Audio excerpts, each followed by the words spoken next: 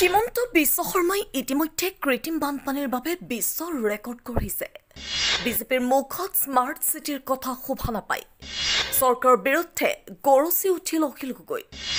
গুৱাহাটীৰ সৰ্ববৃহৎ কৃত্ৰিম বানপানীৰ সন্মুখীন হৈছে শিৱসাগৰ বিধায়ক অখিল গগৈ। গুৱাহাটীৰ কৃত্ৰিম বানপানীৰ সন্দৰ্ভত শিৱসাগৰ বিধায়ক অখিল গগৈৰ প্ৰতিক্ৰিয়া। গুৱাহাটীকে ধৰি ডিব্ৰুগড়, যোৰহাট, শিৱসাগৰ আদি ঠাইসমূহৰ কৃত্ৰিম বানপানীৰ সমস্যাৰ বাবে জৰুৰী কেবিনেট বৈঠকৰ দাবী, অসম বিধানসভাৰ বিশেষ অধিৱেশনৰ আহ্বান বিধায়ক অখিল গগৈৰ। অশোক সিংঘল এজন লুটাৰু উদক ভেটাৰখীয়া দিছে হিমন্ত বিশ্ব শৰ্মাই। এই মন্তব্য অখিল গগৈৰ। অসম মালা আঁচনিৰ অধীনত 93 কোটি টকাৰে নিৰ্মাণ হ'বলগীয়া শিৱসাগৰ বৰালিৰ শিলান্যাস কৰি গুৱাহাটীৰ বানপানী সমস্যা সম্পৰ্কে প্ৰতিক্ৰিয়া প্ৰকাশ কৰে শিৱসাগৰ বিধায়কগৰাকীয়ে। দিখৌমুখ ফেৰীঘাটৰ পৰা নাজিৰা ONGCৰ তিনিআলিলৈকে 28.10 কিলোমিটাৰ দৈৰ্ঘ্যৰ এই পথছোৱা 18 মাহত নিৰ্মাণ কৰাৰ লক্ষ্য শিৱসাগৰ লোক নিৰ্মাণ বিভাগৰ। 11 ছেপ্টেম্বৰ পূৰ্বে নিৰ্মাণ সম্পূৰ্ণ কৰা হ'ব 2 লেনযুক্ত এই পথৰ। এই মন্তব্য কৰে শিৱসাগৰ বিধায়কগৰাকীয়ে। আনহাতে শিলান্যাসৰ লগত সংগতি ৰাখি আয়োজিত ৰাজহুৱা সভাত শিৱসাগৰ বিভিন্ন উন্নয়নমূলক কামৰ খাটিয়ানৰ বিৱৰণ দাঙি ধৰে শিৱসাগৰ বিধায়ক অখিল গগৈ। মানে গুৱাহাটীত যেটো কৃত্ৰিম বান হৈছে এটো সাকে গুৱাহাটীৰ ইতিহাসৰ ভিতৰতে সৰ্ববৃহৎ কৃত্ৰিম বান। গুৱাহাটীখনক কৈছিলে যে স্মাৰ্ট সিটি কৰি দিব, স্মাৰ্ট সিটি বুলি ডিক্লেয়াৰ কৰি দিছিলে। বিজেপি হল আটাইতকৈ পশ্চাৎপদ এটা ৰাজনৈতিক দল আৰু সেই দলটোৰ মুখতে আটাইতকৈ ডাঙৰ ডাঙৰ কথাবিলাক স্মাৰ্ট সিটিৰ নিচিনা শব্দবিলাক কেতিয়াও শোভা নাপায় বুলি আমি কৈ আছিলোঁ।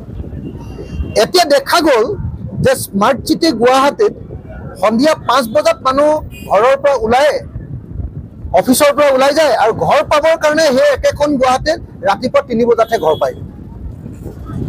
এনেকুৱা পৰিস্থিতি আজি গুৱাহাটীত আজিৰ দিনটোত চলিছে। গুৱাহাটীৰ মানুহৰ যেটো অৱস্থা যে অভূতপূৰ্বভাৱে কৃত্ৰিম বানৰ কাৰণে তাৰ পিছৰ দিনটোত কৃত্ৰিম বানৰ পিছদিনা আজিৰ দিনটোত আজি গুৱাহাটী বন্ধ দিবলগীয়া পৰিস্থিতি হৈছে। হিমন্ত বিশ্ব শৰ্মাই নিশ্চিতভাৱে এইটো ৰেকৰ্ড কৰিছে। হিমন্ত বিশ্ব শৰ্মাৰ ৰেকৰ্ডৰ এইটো সময় সীমা সংখ্যা নাই।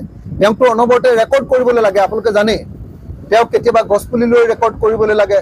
তেওঁ অনবৰতে তেওঁ ৰেকৰ্ড কৰাটো বিহু পাতি তেওঁ ৰেকৰ্ড কৰিবলৈ লাগে। বিশ্ব ৰেকৰ্ড কৰিবৰ কাৰণে তেওঁ অত্যন্ত আগ্ৰহ। কিন্তু এইবাৰ গুৱাহাটী মহানগৰত কৰা কৃত্ৰিম বানপানীৰ ৰেকৰ্ডে তেওঁক আকৌ বিশ্বত তেওঁৰ নামটো খোদিত কৰি থৈ গ'ল।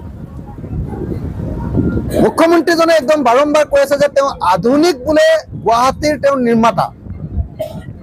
আধুনিক গুৱাহাটীৰ নিৰ্মাতা হিমন্ত বিশ্ব শৰ্মাৰ দিনত আধুনিক গুৱাহাটী আটাইতকৈ বেছি ডাঙৰ কৃত্ৰিম বানপানী দেখিবলৈ পালে। গতিকে ৰাইজৰ দলৰ সভাপতি হিচাপে আৰু অসম বিধানসভাৰ এজন বিধায়ক হিচাপে মই দাবী উত্থাপন কৰিছো যে এই বিষয়টোৰ ওপৰত অসম কেবিনেটৰ জৰুৰী বৈঠক আহ্বান কৰিব লাগে। গুৱাহাটী মহানগৰ আৰু ডিব্ৰুগড় মহানগৰকে ধৰি আমাৰ শিৱসাগৰকে ধৰি গোটেই মহানগৰবিলাকৰ কৃত্ৰিম বানপানী কেনেকৈ ৰোধ কৰিব পাৰে তাৰ ওপৰত অসম চৰকাৰৰ জৰুৰী কেবিনেট বৈঠক এখন বহাটো জৰুৰী আৰু তাত সকলো মহানগৰ কৃত্ৰিম বানপানীৰ পৰা ৰোধ কৰিবৰ কাৰণে বিশেষ ব্যৱস্থা গ্ৰহণ কৰিবৰ কাৰণে আঁচনি ল'বৰ কাৰণে সিদ্ধান্ত ল'ব লাগে। দ্বিতীয় কথাটো হ'ল যে অশোক সিংঘালৰ নিচিনা লুটাৰুবিলাকক যদি মহানগৰৰ দায়িত্ব দি দিয়ে।